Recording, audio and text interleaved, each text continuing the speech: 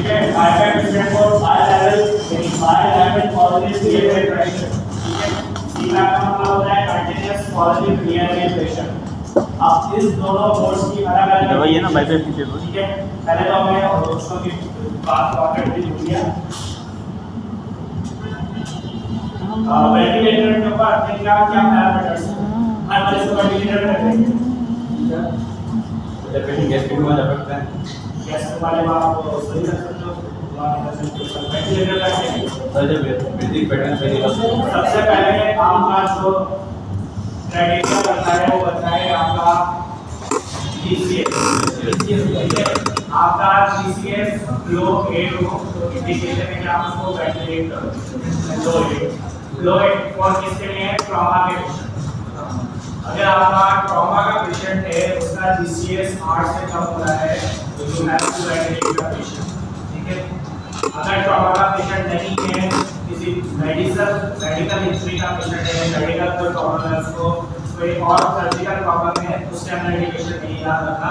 सिर्फ ट्रॉमा के पेशेंट के अंदर इंडिकेशन है कि अगर आपका 8 से कम का जीसीएस है तो you have to ventilate. Trauma में केसेस का हेड इंजरी, अगर आपके पेशेंट को हेड इंजरी है और उसका जीसीएस 8 से कम है तो आप उसको वेंटिलेट कर दोगे, ठीक है। अगर आपके पास हेड इंजरी नहीं है, उसका कार्डियक प्रॉब्लम है, लंग्स का प्रॉब्लम है, लिवर का प्रॉब्लम है, जो प्रॉब्लम है दिमाग की भी मैंने कहा बोला है हेड इंजरी ट्रॉमा की वजह से। अगर पेशेंट को स्ट्रोक हुआ है, फालिश का मरीज है, उसका जीसीएस फ्री है तो उसकी इंडिकेशन 3 के ऊपर है कि 8 मीटर का जीसीएस है, उसके ऊपर इंडिकेशन हेड इंजरी का पेशेंट है आफ्टर ट्रॉमा, उसके ऊपर 8 से कम होगा तो आप उसको इंट्यूबेट करोगे।